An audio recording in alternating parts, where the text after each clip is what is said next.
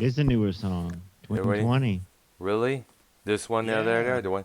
Sounds like that's somebody did with Crosby, Stills, and Nash. Actually, Walk On was before 2020. I don't know where you're getting your date. It says release 2020. Maybe it was the album it was on. Well, possibly because that song's been around a long time. Okay, because it says, when I type it in, it says album Neil Young Archives Volume 2. So yeah, and that's, I guess there was release and all that says release. So that is like a 70 song.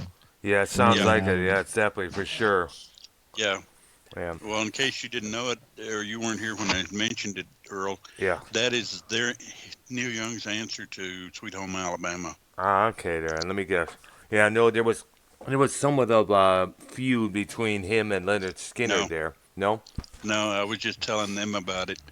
Leonard Skinner thought the song Alabama was a little bit too much. Too degrading Too degrading, either way.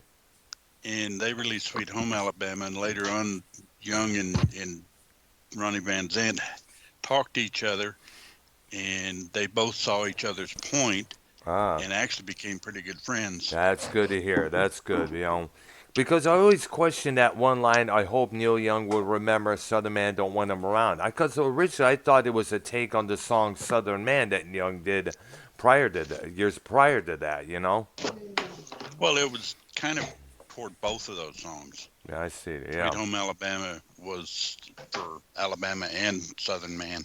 Yeah, there. They thought they was being a little hard on the Southern boys, and Neil saw their point and said, "Hey, yeah, I was." Yeah. So unfortunately, apologized to him. Yeah, I guess sadly that most of the artists today don't see it that way, especially in the rap genre. Yeah. One person said this, one person, then next thing you know, you got an all-out gunfire and war going out. Oh, yeah. Yeah. All right, so what's going on, everybody? This is Arknolia and the Doctor / Music Maniacs with me, Arknolia Strokelbean, the Great YR, and Keith Rebarber here. And we're going to, and of course, we're continuing our list of all the musicians that have passed throughout the years there. I guess we started in the 2000s, if I am correct there. Yeah, and we'll pick up mid 2000s, I think. No, early 2000s. Yeah, there. But I don't remember. I'll have to look. But first, we gotta do some music news about this Spotify BS there. You never believe. I guess I got an article. Okay, I got an article there. Okay. Let's just dive into that, and then I'm gonna look up like current stuff, see if there's anything popping. I was looking throughout the day, I didn't see anything. But obviously the main thing is because Ricky Rocket, drummer from Poison, had to say something too. Oh yeah, everybody. So what is this open season on Spotify for some reason? Yeah, it's like come on. I know. I agree. It's like, come on, give us a break. Keith, you got the Ricky Rocket article? Yes, I got it. All right. Poison's Ricky Rocket sides with Neil Young in Spotify debate. Gotta side with the artist. Science is not opinion. It's been a crazy week for Spotify and rock fans, with various rock and metal musicians weighing in on Neil Young's choice to leave the streaming service over the COVID misinformation peddled by podcaster Joe Rogan. Now, another member of the metal community has thrown his 2 cents into the bucket. Poison drummer Ricky Rocket. In response to ex-Skid Row singer Sebastian Bach's response to Disturbed frontman David Draymond, Rocket tweeted, "Joe is a very intelligent man, but he is wrong on this one. Gotta side with the artist. We don't get what we deserve from Spotify anyway." Wow. When David Drummond came back arguing that this was all a matter of opinion, Rocket wrote back, "Science is not opinion, neither is math." This prompted both musicians to show off their hardcore math skills together. For those of you who need a refresher on the story so far, here's what's gone down. A bunch of doctors sent Spotify a letter being like, podcaster Joe Rogan and his COVID and vaccine misinformation is basically screwing us in the war on COVID. Singer-songwriter Neil Young pulled all his music from Spotify rather than share the platform with Rogan. This prompted Hatebreed frontman Jimi Josta to blast Young on Twitter, which got him chewed out by former Skid Row singer Sebastian Bach. Wow.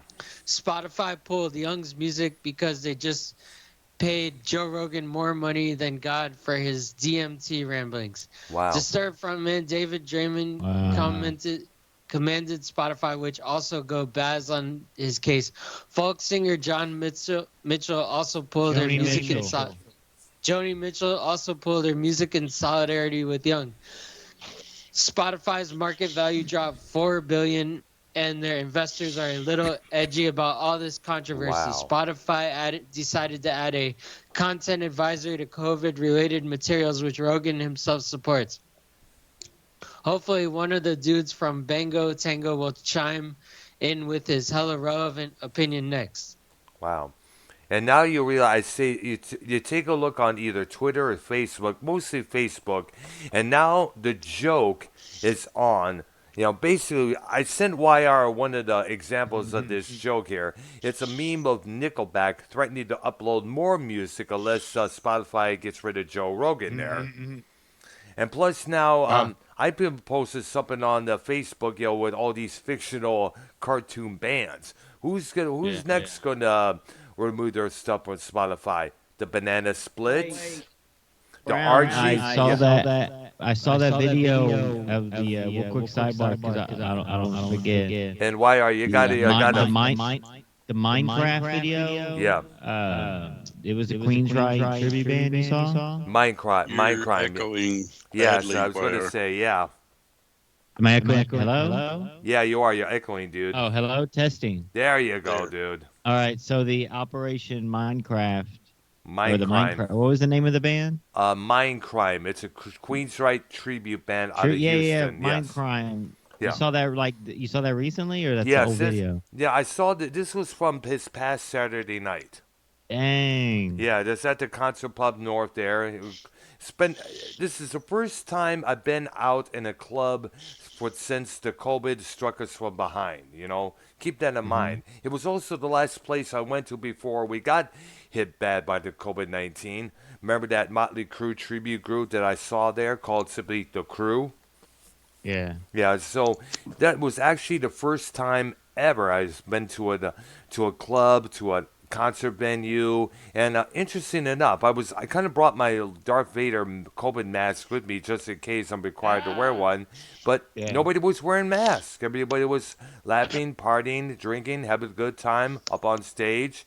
Everything was all good. Dang. Well, that's nice. Yeah. So I'm hoping possibly Numbers nightclub will be the same when I plan to go back in there on this coming Saturday after work. Nice. Yeah. See, Yeah. looking up some news. Keith, are you done with that article? Yes. Yeah. Like I said, going back to Spotify, I want to know how much money will these artists lose if they take their stuff off Spotify? Look it up for me, Keith, there, because I don't think Spotify pays them a lot, though. One of Ricky Rocket's quotes, he was like, they had his Twitter, him and someone was talking about it, and on Twitter, and he was like, yeah, like, we don't get that much from Spotify anyway, like, you know. Wow. So, that's taken. Oh, the Cult. The Cult has having a tour. You ever heard of that band, Keith? The Cult?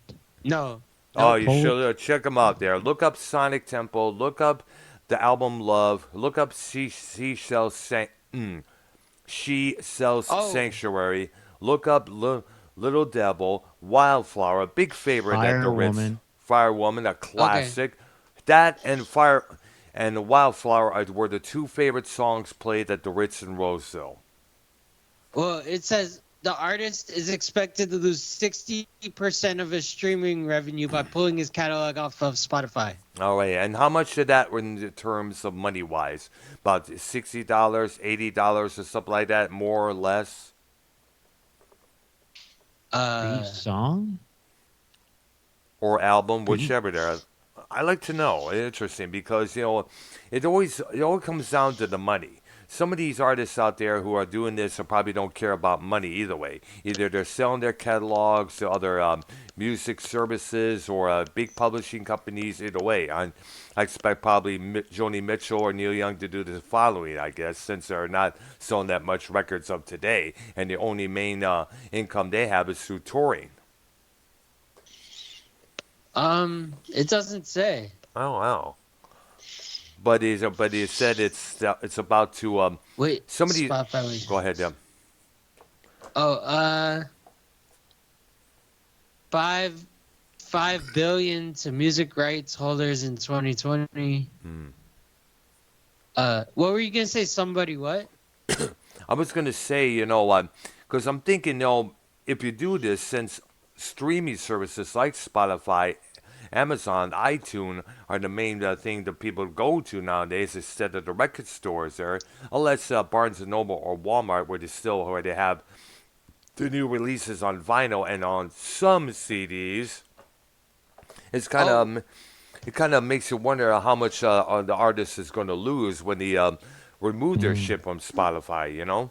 Okay, it's less than half a cent per stream. Dang, see, it's barely even. Wow. So in other words, they're not going to lose that much dough. No. Oh wow. Right. Well, wow, that's something there. Now, of course, as I mentioned, this is going to allow a lot of people to come up with funny ass memes. Talk about this fictional band removing their stuff from Spotify, or the one I just sent YR regarding Nickelback. That's going to be the big thing right now on social media, especially Facebook, on music groups, which one I belong to there. And but then again, do we expect? People like to get their kicks off of that shit there. I posted on Facebook who's going to be next to remove their shit from Spotify. The Banana Splits. Remember that, Arknolia? Yeah. Oh yeah. Or the Archies.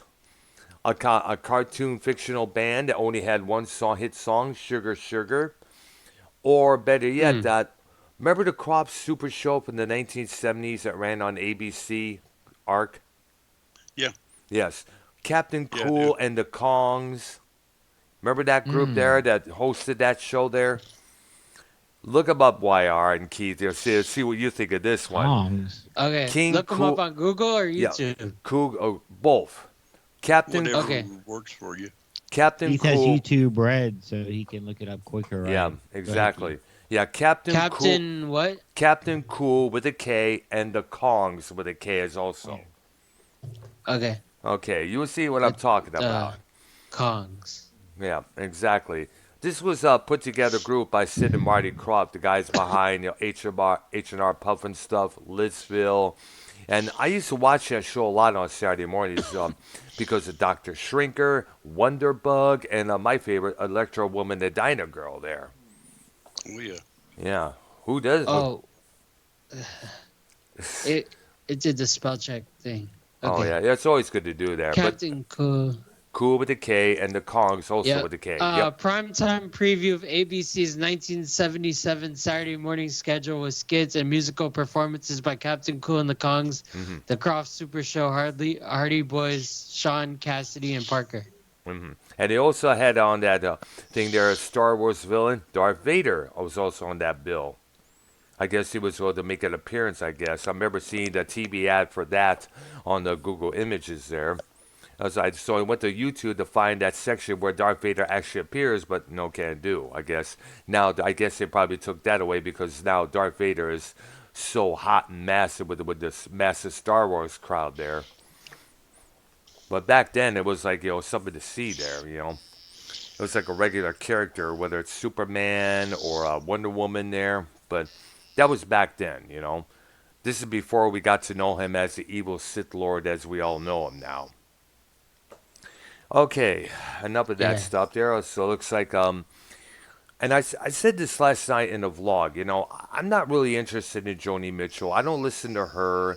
I don't listen to really Neil Young other than the Russ Never Sleeps album there, or the couple records afterwards.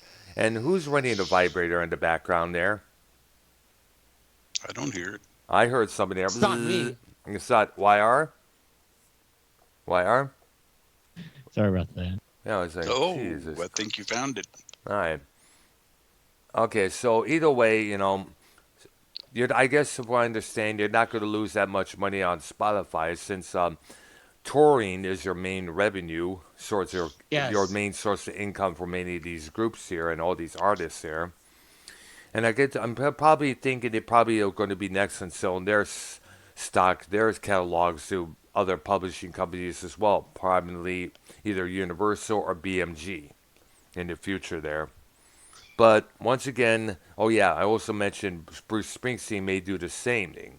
And a lot of people are coming down hard on them because they'll be with this entitlement attitude here and there, here, especially with Young, which we talked about on Thursday evening, saying it's either Joe Rogan or me, and Spotify is like, bye Neil. So that's about it so far. So now Well, it'll be interesting how far you can see that without going in too much. What's his name? Rogan's kind of starting to apologize and all that stuff now. So yeah, they're going to have they're getting some pressure at Spotify. Oh yeah, absolutely. Because remember, like I said, because of the now. If I would, what Joe Rogan say before he said, well, this is not my information, this was passed on to me, blah, blah, blah, there, by somebody else. If he said that, then he should be in the clear. Right. All right. So we'll let this topic go for that there, but in other words, Spotify is not the big topic of the week so far because of Springsteen, Neil Young, Joni Mitchell, and Ricky Rocket of Poison, and the big debate between him, Sebastian Bach, and David Drainer from Disturbed. Apparently this COVID has done a lot of shit to a lot of people there. I mean, musically, mentally, television, movie-wise, you name it. Is it true that Joni Mitchell never lied? Never lied? What? Yeah. Because there's this rap song. It's like, Joni Mitchell never lied, yo. Never heard of that one before. Me neither. I think it's by Q-Tip. Well, but then again, that's Q-Tip. I don't listen to Q-Tip myself there. I don't even let alone Joni Mitchell. I might use a Q-Tip, but don't listen to it. All right, there. I only use one in my ears. That's about it. Oh, it's, let me find it. Go ahead. It's Janet Jackson featuring Q-Tip. And it's called Got Till It's Gone. And in the song, it's like, Joni Mitchell never lied, yo. Well, I don't know. I never met Joni Mitchell, so I give a rat's ass about her, actually. Okay. Yeah. Okay, so on to the main subject. Our continuing list of artists who are no longer with us. And we started in the early 2000s, if I'm correct there. I think about 2000, 2001. I'm actually November 2002. Oh, okay there. My bad. All right, Gary. Go ahead, Ark, and take us through our journey here. Denny Correll. Denny He Correll. was a member of the group Blues Image. Are you familiar with that group? Not that much. I think I remember. Have you ever heard the song Ride, Captain, Ride? That's the band that does. Thank you for. I remember you told me about that for a long time ago. I forgot what. I was like, damn it, I forgot that song because they had played that song a couple of times at the grocery store I worked at in Richmond, Michigan, and they have worked at a couple of times. They played it a couple of times at the grocery store I work at now. So thank you for reminding me about that. Once again, I got to look it up on YouTube, and listen to it when we're done here. It is a good song, I will admit, yeah. His natural causes heart failure. Wow. Right. I just didn't think it was because with a name like Blues Image, you would think about some sort of a bluesy band there. Yeah, and that's pretty much not a bluesy song. All right. Kind of a rocker, I would say. It is absolutely there. And it's from 1970. Are you familiar with the song YR? Pretty good song there, yeah. Never heard of it. Oh, it's a good song there. You need to listen to it. Yeah, it's pretty good there. It's from 1970. Okay, next one I got is Bernie Dwyer. We're doing a lot of I want to say No Names, but he was the drummer for Freddie and the Dreamers. I don't think I've heard of that, Brandon. They did a song called I'm Telling You Now. Well, actually, they had 5 or 6 pretty big hits. All right. Do the Freddie, because he was the guy that used to do the little dance when he sang. All right. Lung cancer, Oh, other wow. natural causes. Okay, there. 112. 112 for natural causes. Damn. Okay, this is going to be a hard one for me to pronounce. Not the first name, Zal. Yanovsky. Zal Niebogaski. Loving Spoonful. I remember hearing that when I heard the name Zal. I think I remember hearing that name a couple of times associated with that band because we usually think of John Sebastian, the frontman for that band. Right. Are you two guys, and I'm talking Keith and Meyer, familiar with the Loving Spoonful? Heard of them. Heard of it. It's like the oldies key. Yeah, it's a 60s Oldies. group. Yeah. Yeah. Maybe. Look up Do you believe in magic? Summer in the Yeah, City. I know that song. Summer in know the that City. Yeah, I know Somewhere in the There City. you go. Yes. And we also know John Sebastian for his theme for 6 o'clock. And let's not forget his solo hit, Welcome Back from Welcome Back Kotter from the 70s there. He did that song. Yeah, and Mace redid that song as a rap song. Of course, there. Oh, No great. surprise. Mm. You okay, Keith? Well, Yes. hopefully we don't lose Okay. Keith during this broadcast. All right. Natural causes, heart attack. Hmm. All right. Boy, the natural causes are gaining some ground. All right. Yep. I see there. Joe Strummer. From The Clash.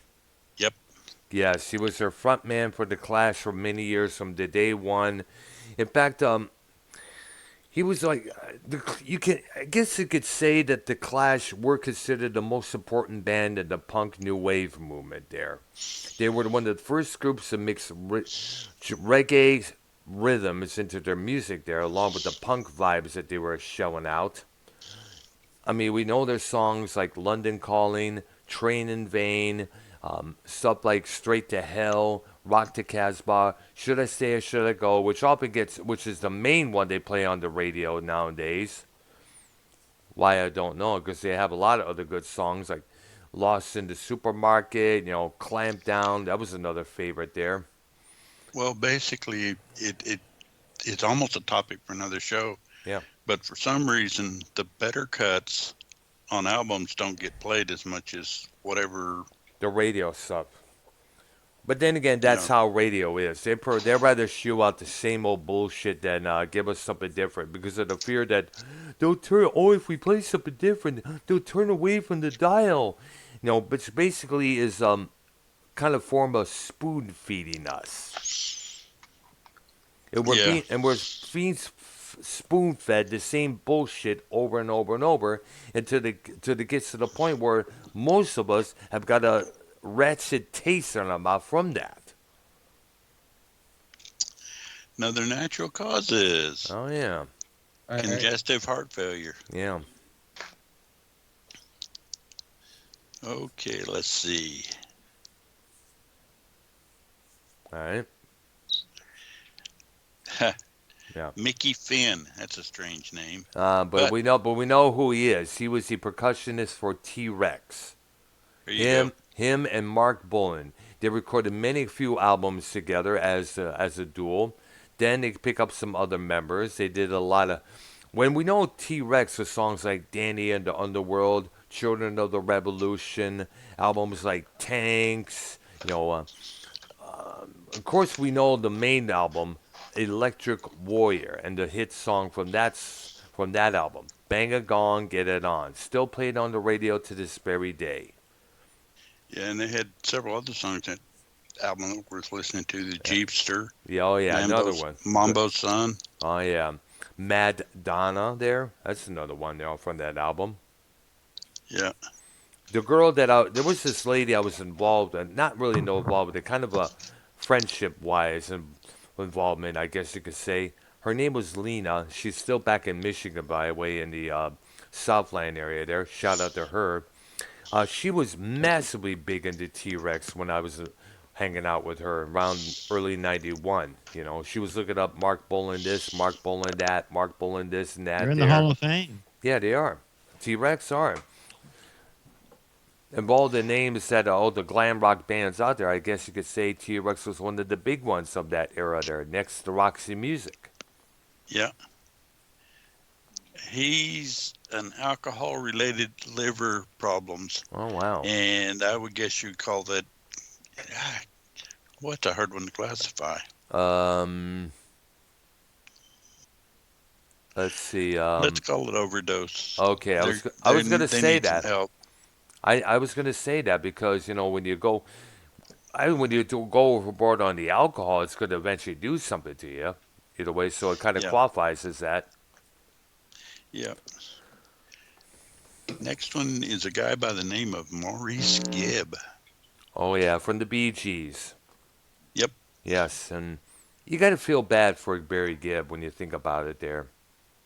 You got to feel bad for the guy because, you know, he's the only Bee Gee left. Robin would die a couple years later on, afterwards. And Andy already passed away back in 1988. Yeah, we mentioned him. Yes, we did, yes. And so right now, deep down, you know, Barry's missing his three brothers because they made some incredible music together. You know, some you may like, some you may or may not like there, but they were pretty damn good songwriters. Because they had basically what I would call at least two different eras. I guess three, really. Yeah, there were the era where they were like the second-rate Beatles, as critics have panned them, and the other era, which was probably more successful, as Kings of Disco music. Yeah. Yeah. I mean, it was like different groups. Yeah, two different groups with the same three members. And when you think about it there, you know, they also got away from the disco. It took a while to get away from that shadow there to emerge in as they kind of had some songs there, like the song One from 1989 there. That was a big hit there for them. Yeah. They had this other song called You Win Again a couple years earlier, which wasn't now that big, but, you know, it showed the new direction that they were going in at that time there. Okay, and that one is another natural causes. That was cardiac arrest. Yeah. Natural causes is running away with it. Oh yeah. Exactly. Yes. Yeah, that's when we finally get done with this. You know, natural causes is going to be on top. I can predict that for sure. Yeah. Yep. We have 115 with natural causes and 41 for overdose. Wow. Dang. Yep. All right, there. Next one I got is Ty Longley. Ty Longley? Longley. Okay, there. And this Great White. Oh wow. These one of odd. He was one of the guys who died in that fire at the Station nightclub in Rhode Island back that year. If anyone would know, is that what you're talking about? Yeah. Ark? That event? Is that what? Yeah, that's where he died. That's where he died. That's absolutely correct. Yeah, and what it was, if you guys haven't heard about this, Great White was doing a show at that little place there, which I understand was considered a dive of a bar. They lit up some flash pots, and then the curtains behind them caught on fire as a result, causing this massive fire in which 99 people perished. And one of them was the guitar player that was mentioned there. And now this prompted a lot of debates on what you should not bring into nightclubs if you're performing. You know, of course, the flash pots was not one of them, especially in the nightclub when there's no. They have ground rules in nightclubs of what to light and what not to light. Needless to say, there. Now, there were a couple of flash pops that went off during a Sweet Alice show at the Ritz and Roseville there. I was not aware of it at the time. I was up right close to the stage. All of a sudden, and I was like, oh shit, I hope nothing caught on fire. Oh shit. Thank goodness nothing happened there. But apparently these were flame pots, you know. and there were flames come out of it, and as a result, I think they were little too close to the curtain behind the drum kit there. But either way, many writers cited that as one of the most asinine moves ever. Don't let alone putting flash pots near a curtain. The idea of just using flash pots in a small nightclub was idiocy enough. And as a result of that, 99 people, as I mentioned, perished as a result of that. And here's another thing that really pissed me off. One of these stupid magazines had the actually nerve to paint Jack Russell, their frontman, as the most evilest rock and roller all time. He's a pyromaniac. He was setting things on fire. It was an accident, bros. But you know how these magazines are. They like to twist the narrative. They like to twist the stories around. They'll catch your attention. To make you read. To make you buy the rag mags. So we need you read this stuff there before you rip off the pages you use as toilet paper. I just buy it for the toilet paper, Because they are. They just love to twist shit around, Now, I saw Great White years afterwards. I guess it was in 2010 or 2009 at the Riverfest in St. Clair, Michigan. I remember Jack Russell had a cane because he had a hip surgery and not too long before. They sounded good, but they, of course, as you know, the looks at the Mark Kendall, the guitar player with the black shades and the long hair there, he's bald now. He don't look dressed the same there, obviously, for the obvious reason there. You can't go on the stage looking like that unless you're Steel Panther. Did he look like Garguts? No. Okay. Not even close to Garguts. All right. Well, I guess Mark Kendall had blonde hair. Oh, okay. Well, I guess, Keith, that one is accidental, I suppose. I believe All so. right. Yeah, I would agree. It was that accidental and tragic as well. Okay. In fact, if you get a chance to, Keith, definitely look up on YouTube. Definitely look on YouTube the Great White Station incident, and it'll probably Right. it was a cameraman inside there filming that when that whole shit went down there. It is a trip to look at, definitely. Okay, let's see. Mm-hmm. Howie Epstein. Howie Epstein, and I guess he is like I heard the name Howie Epstein one time. You have to refresh my memory on that one there. Tom Petty and the Heartbreakers. Oh, he was like the bass player, I think it was. Probably Tom Petty was a guitar player. Yeah, he was. Well, was this He guy? was the bassist. The bass player. Yes, I see there. And years later, Tom Petty would join him, I guess. Well, Howie departed heroin overdose. Oh my gosh. Okay. That's a trip there. See? Stay the fuck away from heroin, people. Yes. And stay away from scissor, because that's liquid heroin. Scissor? Scissor. Never heard of that. Oh, it's promethazine and codeine and Sprite and Jolly Ranchers and ice all mixed together. Something like that lean shit that all these rappers are talking about. Ah. Yes. Oh, you know what I'm saying? For real. Gosh, dude. Holy popular cow. in Houston. Damn. It's popular in Houston, right, Brown? They be talking about it a lot down there. I don't know. I don't do drugs, and I haven't been in Houston in 2 years since the pandemic, of course, You're just outside of Houston. Yeah, pretty much. Oh, wow. Noel Redding. Noel Redding, the bass player from the Jimi Hendrix Experience. Yep. Yeah. He had a lot of story. I remember he did a story in Musician magazine when that magazine was functioning. He said that a lot of the businessmen really took advantage of Jimi, believe it or not. I don't think he died. I don't think he ever really saw any of that money that he was making towards the company there. When you think about it, I remember Lemmy Kilmister from Motorhead stated that in an interview. a lot of managers at that time were indeed rip-offs, you know.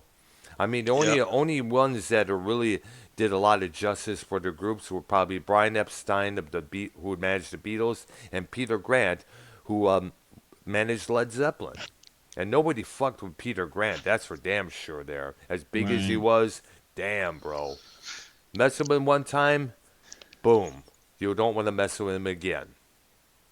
Okay, I don't want to read this because it's long, involved, and has a bunch of medical terms in it. All right. Natural causes. All right. I see there. All right. But at least it wasn't Drug overdose. bad stuff. Yeah. Was it old age? No, he was 50-something. So it's something else. To me, there. that's not old age. Now I'm in my 50s. I'm still running rapid like a kid. Okay, Jeremy Ward. Jeremy Ward and Mars Volta. Oh wow, the prog rock band merged. Right. And they were members of the At the Drive-In band. I remember seeing that one video on MTV. I forgot the name of it. But these guys look like Rob Tyner, the MC5, when you think about it there. With the afros there. And I guess they're a Texas-based band, I guess? I believe so, yeah.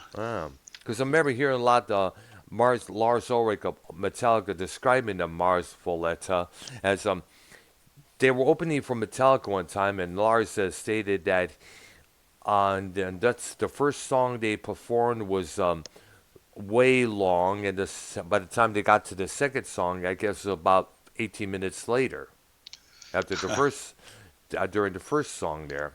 So definitely these guys are pretty prog, I guess you could say there. Yeah. Okay. What was the death? Heroin overdose. Oh man. Okay. Another victim to the big evil H, or Satan's feces, as I call it. Right. Yeah. Dave Robery. Dave Robery. He was a member of the Animals. Oh. Probably the Eric Burden and the Animals lineup, right? No, I believe he was in the original Animals. I remember I had to look it up. Basically my dad had the best of the Animals on years back in his record collection there. If I had it with me, I would definitely look it up. The credits on who the members were. Well, he played organ after Alan Price. Alan Price left. I see there, because Alan Price I guess he was the most despised of the band there, because he was the one who arranged House of the Rising Sun the way it was arranged today. And because nobody had discussed how to split the royalty money, Alan Price ended up receiving all the royalties because we simply arranged it as it was, to how it to be performed there. And I guess the rest of the Animals resented him for that. Yeah. That one was heart failure, so that's natural causes. Yeah. Mm-hmm. Wow. Sad. Yeah. Whatever happened to Alan Price, by the way? Is he still around, by the way? That I don't know for sure. I should probably look it up there. Next one I got is Skip Bath. And He's got a long list of credits here. All right. Skip and flip. The Birds. Oh. New Riders of the Purple Sage. I heard that in the band. Flying Burrito Brothers. I heard those before now. I mean, you mentioned the Burrito Brothers a few times there. Yeah.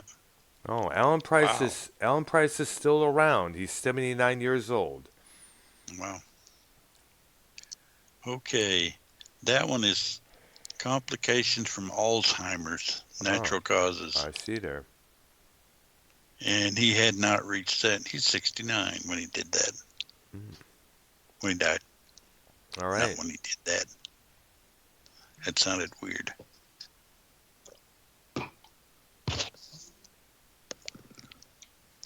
Okay, the next one is. Go ahead. Oh, Hmm. Aaron Braun. No, I'm sorry, Eric Braun. Eric Braun. Iron Butterfly. Oh, another member of the Iron Butterfly passed away. Cardiac arrest, natural causes. You know, we have yet to get to Philip Taylor Kramer, one of the other members there, and and the big mystery surrounding his death there. Oh, I thought, was he the one that they found his van, but they didn't find him? Correct, or yes. Something like that? Apparently what it was, he would be, I guess, after the band broke up, he got to be a scientist or study physics or something like that. He came up with some sort of an idea, and he left a message for one of the other members of the Butterfly Band saying, I love you more than life itself, and that was it. That was the voice message that the guy got. And they tried to, next thing you know, he disappeared. And I guess there was Mr. looking for him for a while until they, as you mentioned, they found him. They found his car, but not him.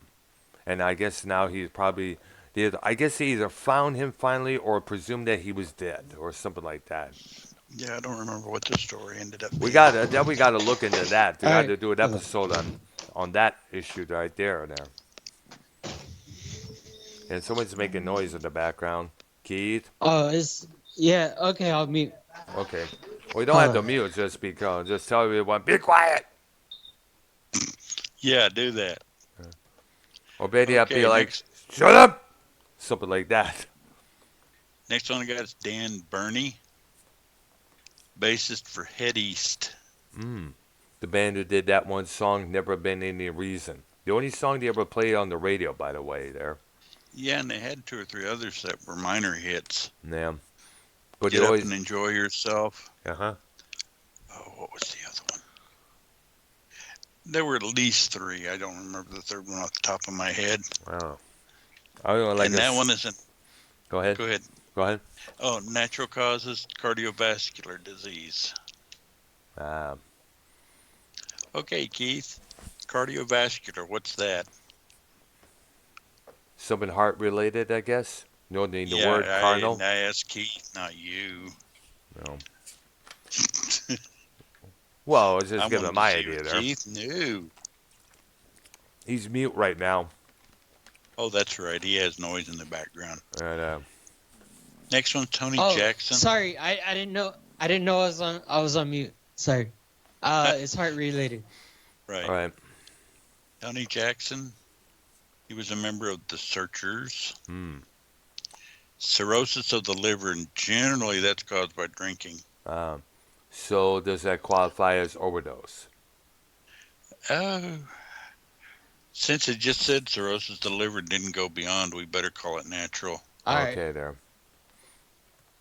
Although I suspect it's alcohol related.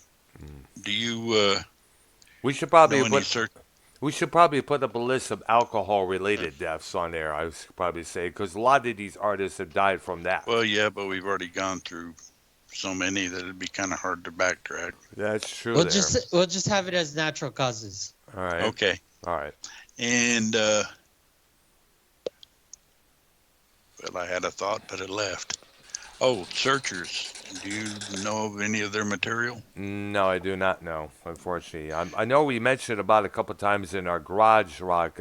Brown, yeah, you did. The Searchers.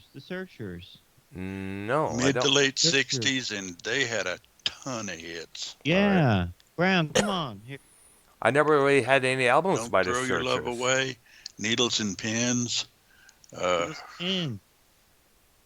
heard of the Searchers. I've heard of them, Brown. All right. He's got you. Okay, there.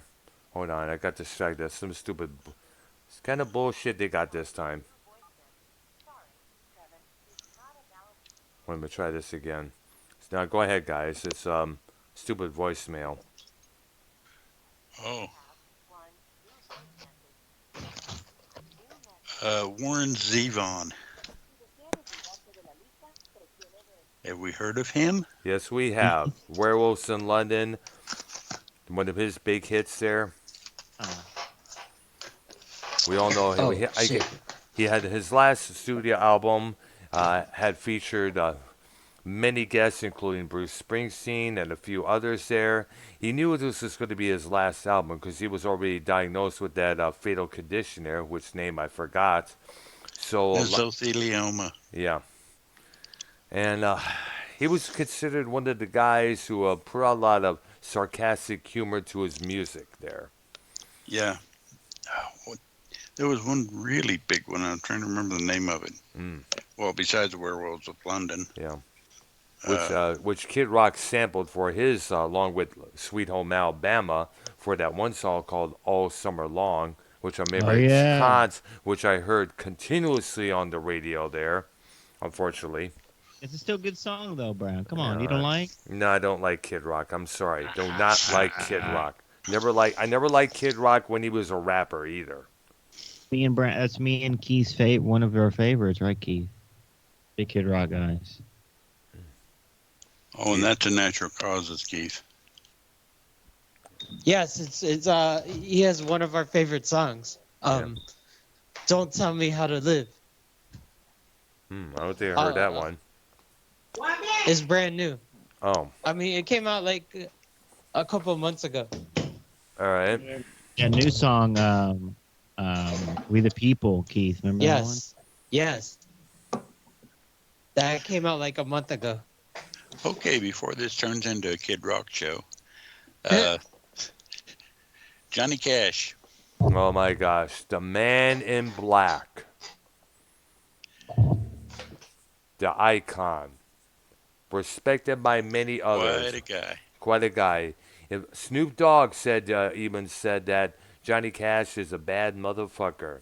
He even did something like a country rap tune there in homage to Johnny Cash there. And we all know the songs he did: "Boy Named Sue," "I Walk the Line," "Ring of Fire." "Ring of Fire," another classic there. His version of "Hurt" from the Nine Inch Nails cover, which, by the way, was outstanding. Even Trent Reznor said, "It's no longer my song, it's Johnny Cash's." The way he did it so well. He did his version of "Rusty Cage" with Tom Petty and the Heartbreakers. Do you all know that Rusty Cage, the Soundgarden tune there? Johnny Cash's style, of course, there. He was one of the most respected low baritone singers of all time. And he was also good as a rapper. Listen to how he performed "A Boy Named Sue" and how well that was done. And who cannot forget the Johnny Cash TV show that aired on CBS in the 70s there.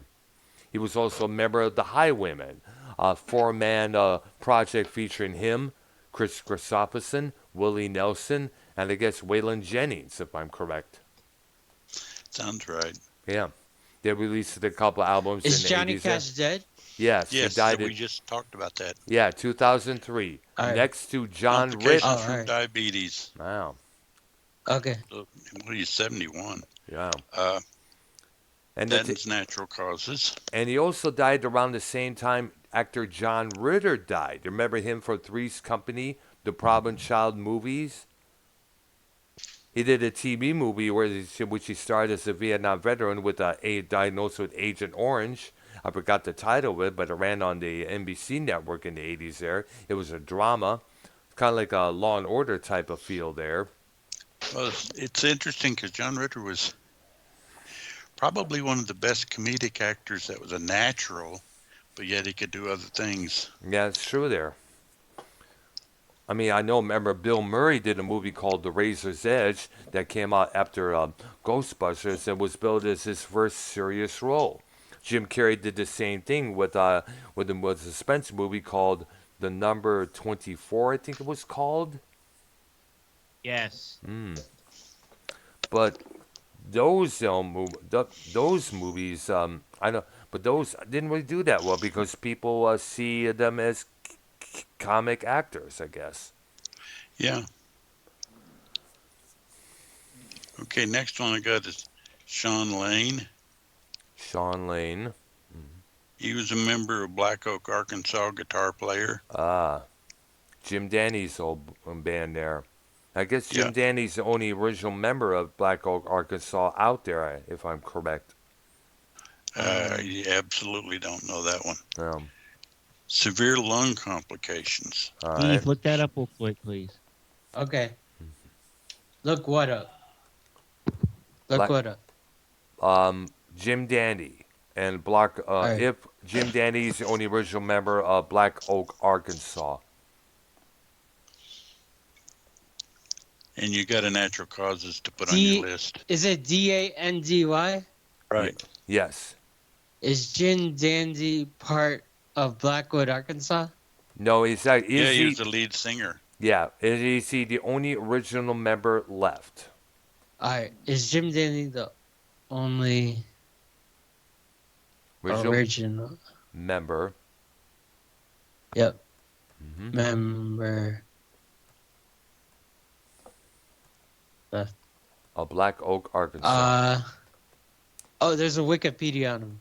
All right. Better known is the lead singer and frontman, Brother Man, Southern rock band.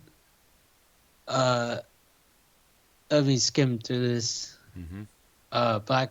I guess it's not in here. I guess I have to click the next one. Black Oak, No, Arkansas. that's the same thing. Mm.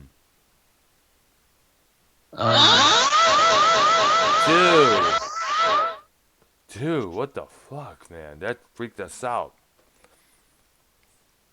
Time to wake the fuck up. Well, I was alive. Keith, wake up.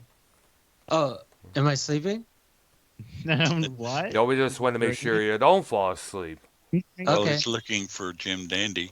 Yeah. The Next one I band got who is- had it gave it all. It doesn't say. Okay there. All right. But either way, They did a lot of pretty good music, but ironically, that Jim Dandy song is the one everybody remembers. oh yeah. Jim So Dandy did Jim rescue. Dandy's natural. What? Jim Dandy's natural causes. No, Jim Dandy's No. still alive. The other guy that he had okay. mentioned, he's the one who croaked. He's natural causes, yes. All right. Yeah. Okay, next one I got is Robert Palmer, All right. Oh my who goodness. was also a member of Power Station, Yes. in addition to the solo career. Yeah. See, we remember his songs. Some guys had all the luck, which Rod Stewart would later cover. Doctor, Bad Case of Loving You, which was a big radio hit in '79. That's what I first heard of them. Sneaking Sally Through the Alley. Yep. You Are in My System, later on in the '80s there. Of course, Addicted it was to Love. Their Love would have his big hits, massive hits. Simply Irresistible, which came out a couple years earlier. Later on. In fact, I guess that was on a record called Heavy Nova, which was a combination of bossa nova and heavy metal mixed together there. And we also know him as Ark mentioned, the Power Station. Him, John Taylor, Andy Taylor from Duran Duran, and Tony Thompson, the drummer from Chic. And that one album they did, they did another album without John Taylor called Living in Fear in 1987 there. And fortunately, Robert Palmer, and there was this one song called Takes Every Kind of People, I guess it was called there. I remember hearing that a couple of times at the resale shop at back in Roseville, Michigan there. A couple of times. When I hear that song, I keep thinking of waiting in the doctor's office with my mom there, for our routine checkup there, and that song would be playing on the speaker there. So when I hear that song, that's the first thing that come to my mind there. Oh, great. Yeah. Okay, that one's heart failure, so that's a natural causes. All Yeah. right. Ah. Bobby Hatfield, Bobby Hatfield. Sounds familiar Righteous there. Brothers. Oh, wow. Him and Bill Medley, right, if I'm correct, right? I see there. I think Bobby Hatfield was the short one with blonde hair. All right. Bill Melody, because Bill Melody was a tall dude there. Yeah, and I believe, their biggest hit was "You've Lost That Loving Feeling." Yeah. But they had quite a few. And Bobby Hatfield did one with Wait a minute. Jennifer Warnes. No, that was Go ahead. Bill Melody. Oh, yeah, that's right. Yeah, I Had the Time of My Life from the movie Dirty Dancing back in '87. Yeah. And the other song, the other hit And, song they had, or the Righteous Brothers had, was "You're My Hearts and My Soul" inspiration there. well, in the one that was in Ghost, what the heck was the name of that song? Unchained Melody. That's the one there. That was a big hit for there. That song received massive amounts of replay on the radio thanks to that movie there. Yeah. Now, Heart attack caused by cocaine overdose. oh So shit, we will call that overdose. I see there.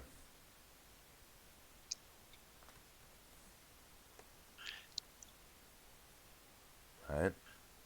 Tony Thompson, another power station guy. The drummer, who as you Yeah. mentioned, was the most of the drummer for Chic, the disco band with okay. Nile Rodgers and the late Can I do Bernard it later? Edwards. Huh? Okay. Sorry. All right. Now, Tony Renal cell carcinoma. Mm. I have no idea what that is, but it's natural causes. All right, there.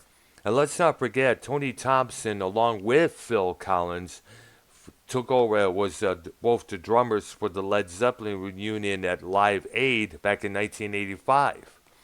And I guess all the members, his buddies, are like, dude, you got to play with Led Zeppelin. Yay! Yeah. If I were to meet Jimmy Page or Robert Plant right now, I would be like, yeah, I'd be the same thing. Yeah, baby, I could die and I would not even care. I got to meet someone I appreciate, whether it's the Beatles, the Zeps, Sabbath, you name it. If Pink Floyd. If they gave you the choice, and were like, you only can get an autograph or take a picture, what would you have to choose? Take a picture nowadays. So that's the thing now people do on social media nowadays. They take a picture. Remember, I got lots of pictures with Jack Dangerous from Meat Beat Manifesto, one of the guys from Front 242, Nivek Ogre, Skinny Puppy. That got me tons of likes, because, Skinny Puppy was big with the crowd I was in around that period there, back in Michigan there. But, pictures about me more speak louder than words and an autograph there. It'd be nice to get both. We can all write. Yeah, absolutely. And picture says a lot of words. Picture is a lot more definite proof that you saw that person. If there was a rock artist you would want to meet, like a picture, who would it be? Nobody. No, I don't want to meet any. Oh, gosh. What about rapper? I guess Drake. Oh. Okay. All right. His aspirations are low. Yo, I wanna go to that FMM meetup at Niagara Falls, Canada. FMM. Oh, wow. Somebody's doing dishes. I'm putting away the clean dishes. Oh, okay. I see there. Well, you're doing dishes. Real great. Real fucking great. Come on. Jan Berry. And this guy. Unbelievable. Who, Jan Berry? No, Keith, the dishes. Oh. Jan Berry. I've heard that name before. You got to remind me. How about Jan and Dean? Oh, my goodness. And that was the little old lady from Pasadena. Dead Man's Curb. And that was the one who had that car wreck, I guess? Yes. Oh, wow. That's sad there. That's something there. Give that man credit. He was able to bounce back for that and still play with Dean there. Yeah. He died from complications from a seizure, so that's natural causes. Wow. Yeah. Give him lots of credit for coming back after that because he was in bad shape. Yeah, he was, In fact, there was a movie on the two simply called Dead Man's Curb that aired on ABC. I remember hearing about back in the 80s. Song. Yeah. All right. Well, Doc, the last thing I remember. Mm-hmm. Yeah. That's the last thing you remember on your list? No, that was from the song. Oh, okay. I thought you were talking about the list there. No, Paul Atkinson, The Zombies. Oh, wow. He was a member of that group. Yeah, liver disease. Ah. We know, of course, Natural causes. and of course we know the two zombie songs that out there that people know. She's Not There and Tell Her No. Time of the season. Time of the season there, yes, as well there. And by the way, you ever check out Santana's version of She's Not There? Definitely do so, because it is a badass version there. Very badass. Look up the album Moonflower. It's included on that two album set. Yeah. Well, the next one's kind of a interesting one that I wasn't even aware of. Oh. Well, I wasn't aware of the guy, but the guy is Clint Warwick. Clint Warwick. And what? The original bassist for the Moody Blues. Oh, wow. This is before. Because they did have at least 2 albums out before the Big 7. Yes, exactly. And one of the big songs from that had that lined up was "Go Now," which was a big hit. Yeah. Yes. And if I understand, the Moody's did a smart thing by getting themselves their each own lawyer and make a negotiation with the record label, so they got tons of royalties for that song there. Yeah. It's a big hit. It was a big hit. I remember with the guy who sang it was a member of them, Denny Lane, who later joined Paul McCartney's Wings in the 70s era. And if you look at Wings Over America, the concert movie, he performs that song, Go Now.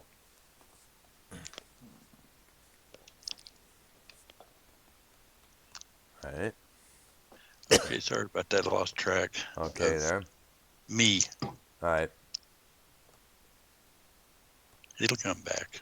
All right. What was that? Natural causes? Yes. Okay. Okay, there. I'm still looking. You guys can talk about something. Okay. Keith. Yes. Brown. Yeah. With that. Who else were open for that? Minecraft.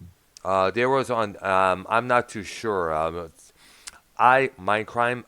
I walked in. I was able to. I got in there when he just got on stage there.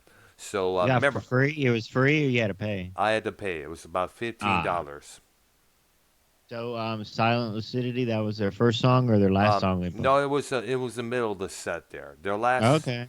I think the last. I don't remember the last song they did, but I think the last song they did was Jet City Woman. And that singer was pretty good. It was good, yeah. I remember because I posted the 2 videos from that performance on my channel there. I figured, let's upload them both there. Fuck it. Now, real quick, did you look up the touring for the next? Queensrÿche? Nah, for who's going to be at that, wherever you saw that at? Like, is there going to be any other tributes that you're going to check out? Yeah. Well, I should probably check out sometime this week there, because I'm not going anywhere this whole week until Saturday.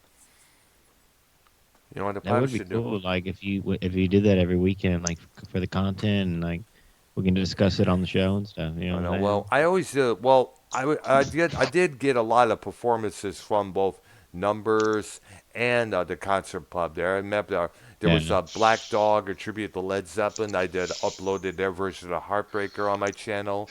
Remember I also uploaded Iron Maiden doing the Trooper from the Cynthia Woods Pavilion Amphitheater, and I also uploaded the Crew doing Piece of Your Action from a couple years ago there. I wonder if they're going to be coming back soon. All right. Okay, next one I got is Rick James. Oh my goodness, one of the funk pioneers. Yeah. I'm Rick James, bitch. That was a big joke. That was a big joke around a couple years earlier, thanks to that Dave Chappelle skit on his old show there. Yes. Yeah. And we know his songs. We know the big one, Super Freak, but there were other songs like, Fire Desire, which he did with Tina Marie, who also left this planet a couple years later on. busting out of L7, a Flag. He had an album out in the 80s. I guess you could say his popularity kind of died out thanks to Michael Jackson and Prince allegedly stealing his thunder. And I guess all the drugs that he was doing around that time kind of like led to that as fall. You remember back in around, I guess it was 1991, him and his wife at the time were sentenced to a couple years in prison for apparently holding this girl captive and doing all sorts of insane shit to her, burning her with burns here and the left on her body there. Yeah. I guess he served a couple years in prison, got out, they got clean. And I guess, from what I understand, his wife, Tanya, I think her name was, would eventually leave him for a while because apparently Rick James got back on the drugs. If I'm correct there. Yeah, and oddly, he died of heart stuff.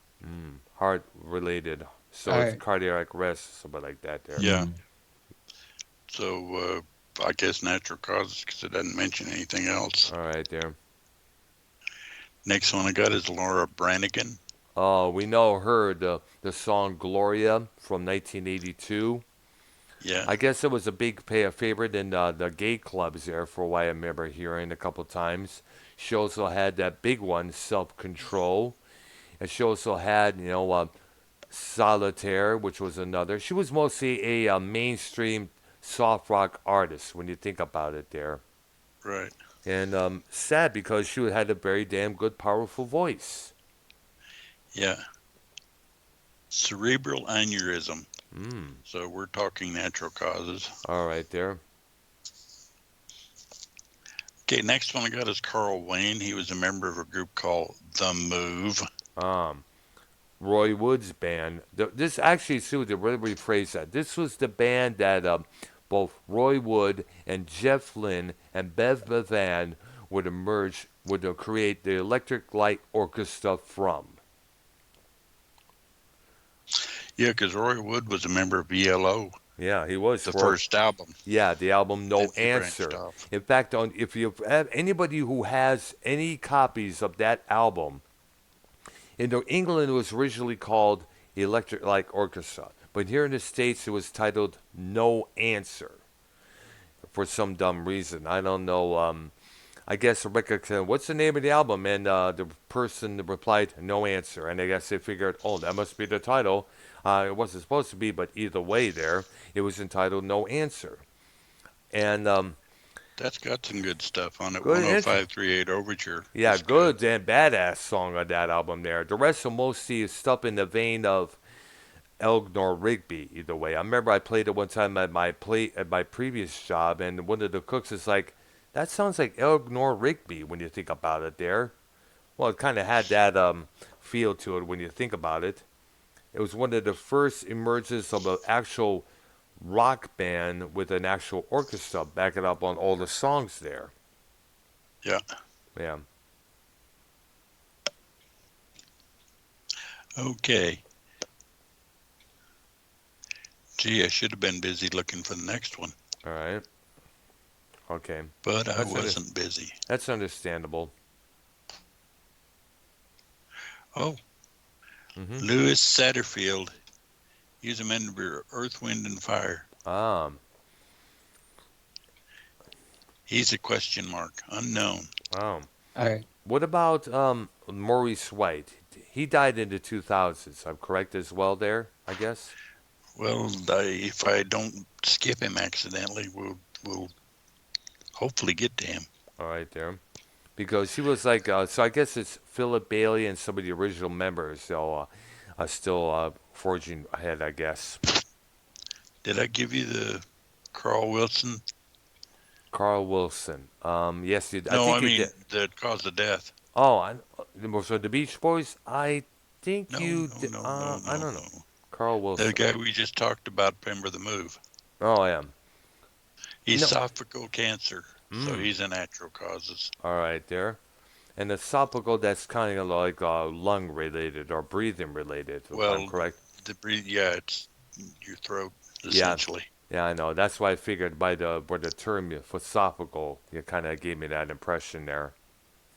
Okay, next one I got is Bruce Palmer, Bruce a Palmer. member of Buffalo Springfield. The band that had Stephen Stills and Neil Young in their lineup there. And Richie Furay. And also, by the way, here's something that you may not know.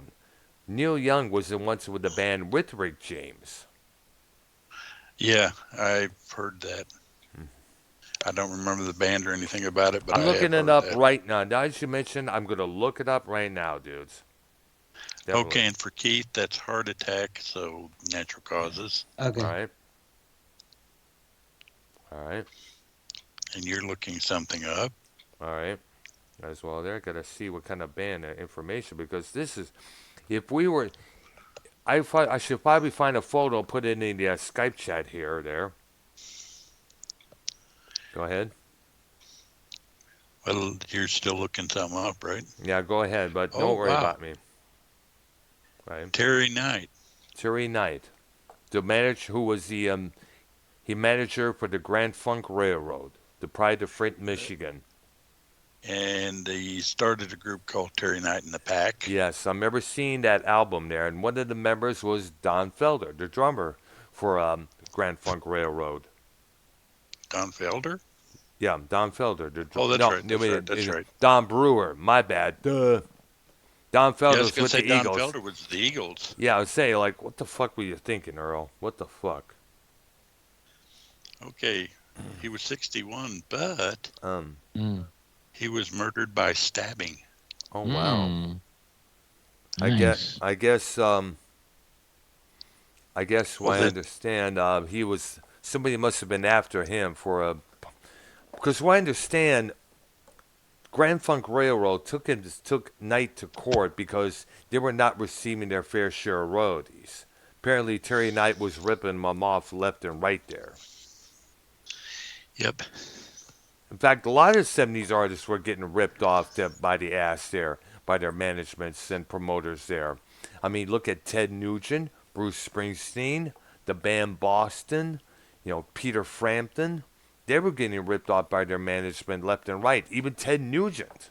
They took most of the Ted Nugent's royalties and invested in all these investments, which went belly under, which went under massively, including mink farms, believe it or not. Wiped Nugent out, flat ass broke. Okay. Next one I got is Dimebag Darrell. Oh my gosh, that was a sad one. Murdered in Cleveland, Ohio. Him and his band. By gunshot. Yes, some asshole got into the club. I think the name may have been Flashes, because I've been that place before there. One time at Band 91 there with that Lena girl that I mentioned earlier on.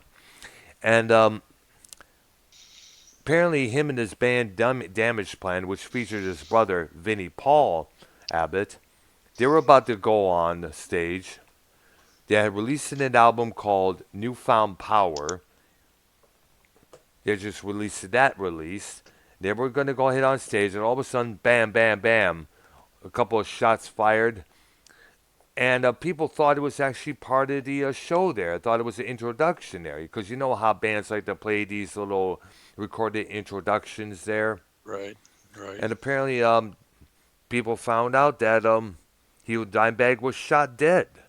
They took him to the hospital while poor Vinny was waiting in tears to see how his younger brother was doing there, and that's when he found out he didn't make it. And the guy who shot him, he ended up getting shot dead by an off-duty security guard.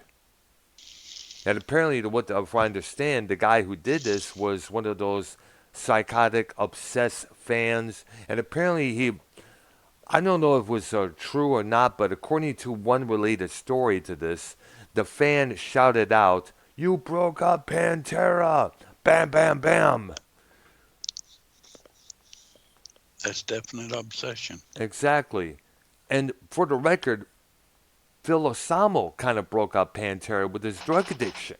Remember, he was addicted to heroin for a long while now because of his bad back. He had all this back issues there, and instead of getting the surgery taken care of right away, he he he's basically self-medicated, which is a bad thing to do because we all see that leads to severe addiction. Yeah, it's. Did you ever see Pantera live? No, I haven't, but I've seen many footages of. Actually, I wish I would have seen them. I wanted to.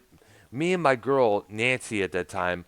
I was I was making a suggestion to her we go see Black Sabbath with Pantera at the Palace at Auburn Hills Oh in God. Michigan around That's the one I went 1999. and saw. Yes. Really? Wow. Yeah, in Dallas. Yeah. They had Ozzy. I mean, it was Phenomenal. well. I basically went to see Black Sabbath, but Pantera opened for them, and so did Incubus. Ah. But by the time we got there, we had missed Incubus. What year was that? It was around 1999. Yeah, I was going to say that's about right. 1999, 2000, somewhere in that range. Yes. With Bill Ward and everything. Yep, absolutely.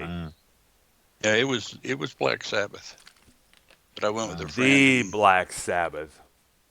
I went with a friend to see that one. Absolutely. So you consider yourself lucky there, Ark. Yeah.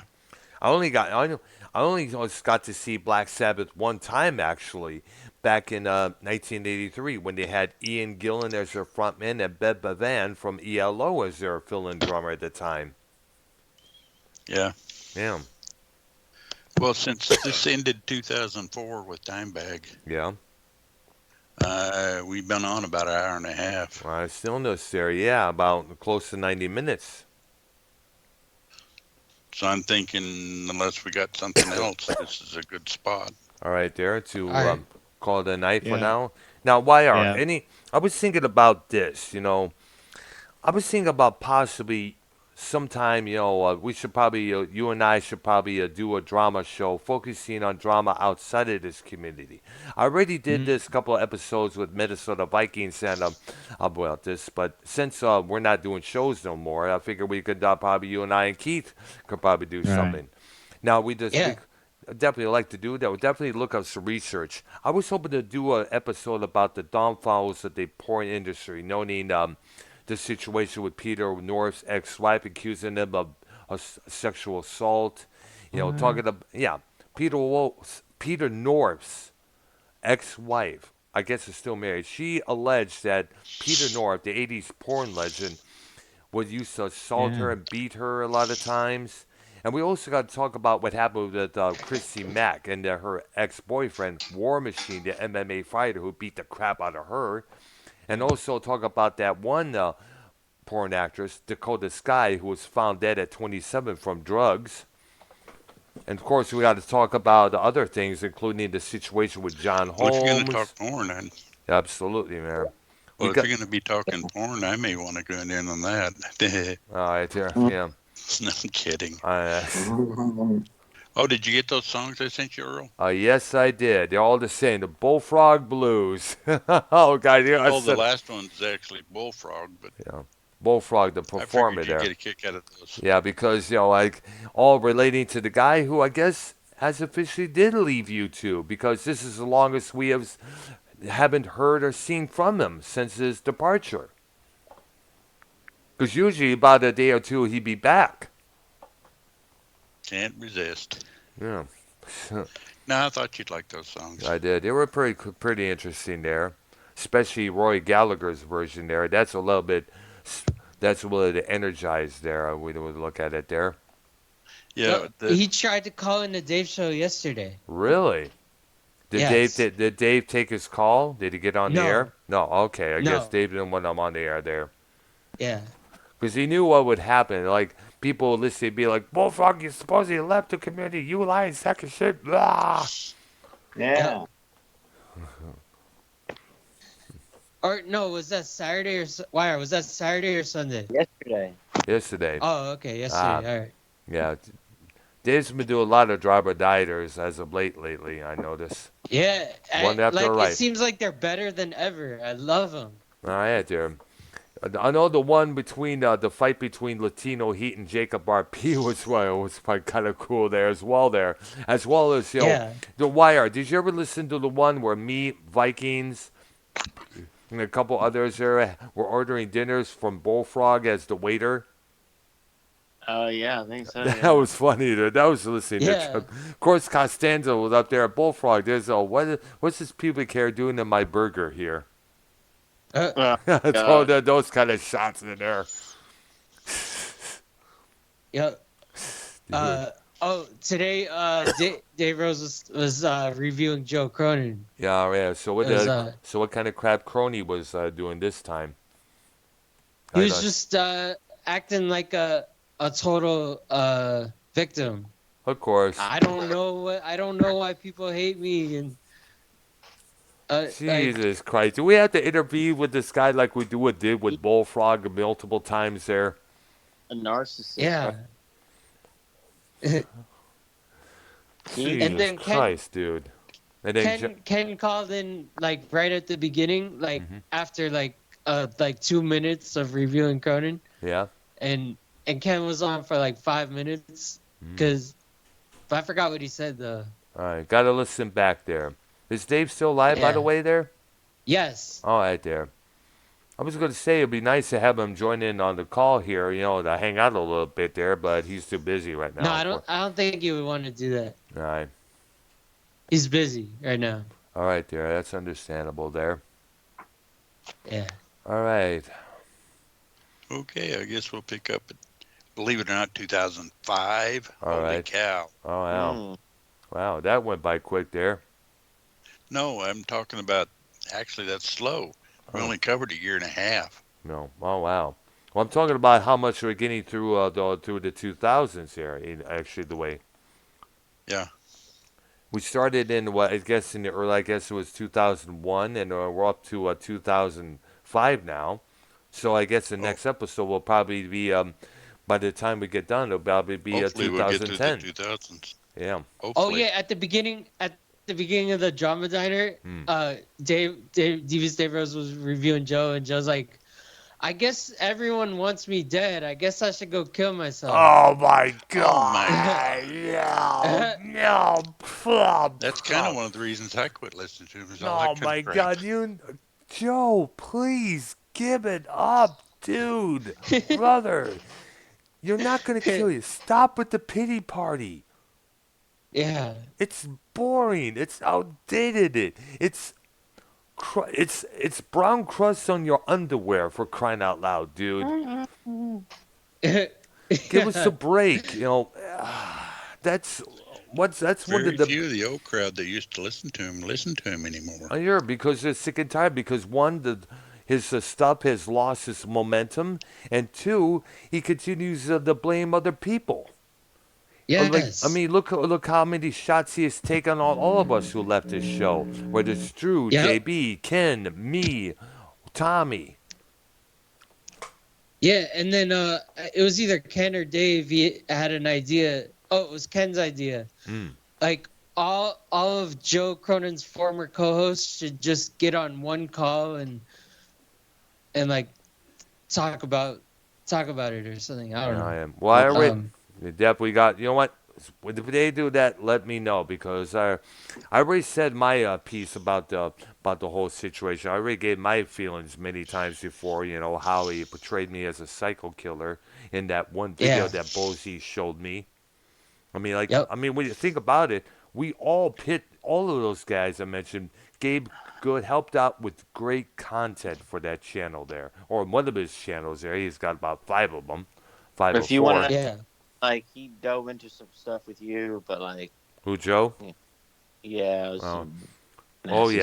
Oh, yeah, because he's mad at me because of the criticism. He's mad at me portraying me as a psycho killer, saying I look like a crack addict, yes. Says I look creepy and all that stuff there. But here's the thing, Joe's one of those 90s guys who still wants to look... He's got... I'm sorry, but... the guy needs to wake up on a few things.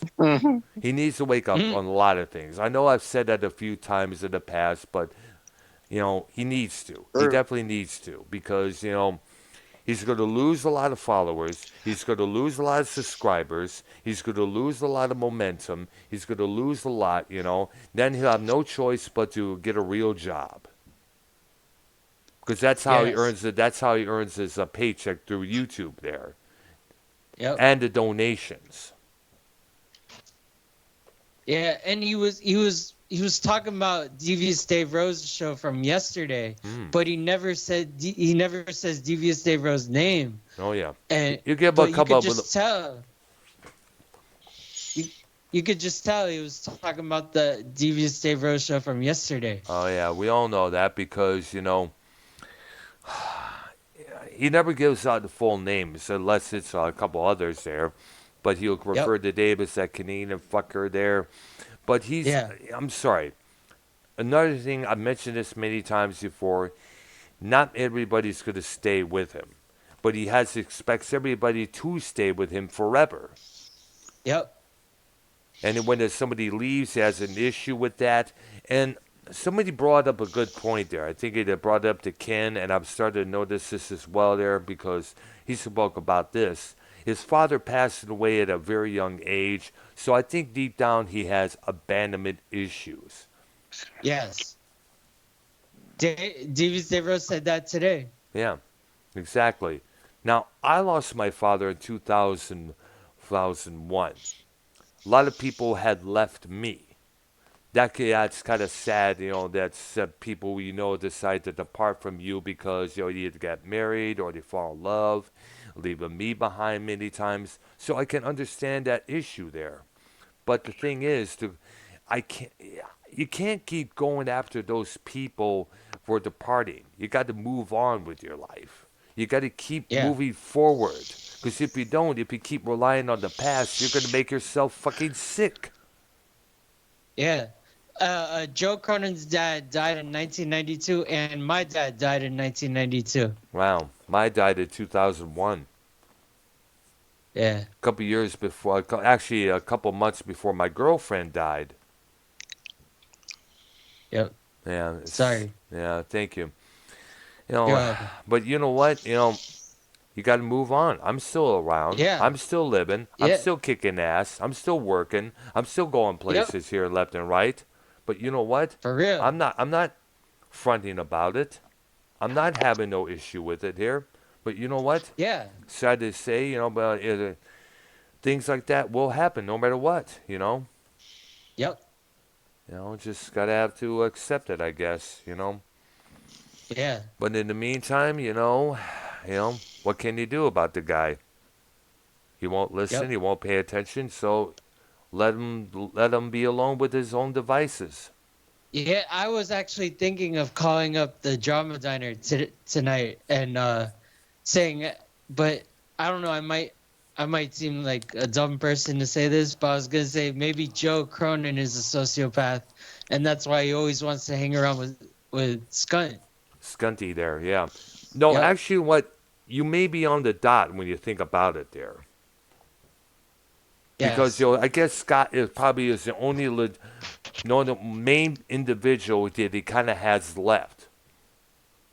Yes. I mean, most of the people that's on his programs now are people that are very well seen to this community there, But I think what it is, that he figures, probably I got to get something going there. I had to get some controversy so I could get more subscribers. So who can I bring on my channel there? Skunty McQueefin. Yep. So that's probably about it. Yeah, I'm probably not going to call. I was just thinking about it. There. Yeah. I haven't called Dave's show in a while there, but you know what? Fuck it. Yeah. Call us, I'll call in. All right. We should probably all call in on this show saying, hey, what's up there? Oh, yeah. Yeah. Okay, so I guess this concludes tonight's episode of our program here. And I guess we'll pick up with our continuation of 2005's related deaths there. And on this coming Thursday, same time, 7 p.m. Eastern. My channel, Ark's channel, YR's channel there. Yep. All right, there. Okay. All Thank right, you, there. Art, All right. Thank you, YR. Thank you, Ark. And thank you, Keith. brother. All right. All right, there. All right. All right. Bye. So once again, Arknolia and the Doctor. Once again, / Music Maniacs will be live again this coming Thursday, same time, 7 p.m. Eastern. For Arknolia, for YR and Keith, myself. Everybody enjoy the rest of your Monday night. Thank you, Brown. All right. Thank you, All right. YR. All right. Bye-bye. Alrighty. Talk to you guys Thursday. All right, there. All right. All right. Bye-bye. Bye.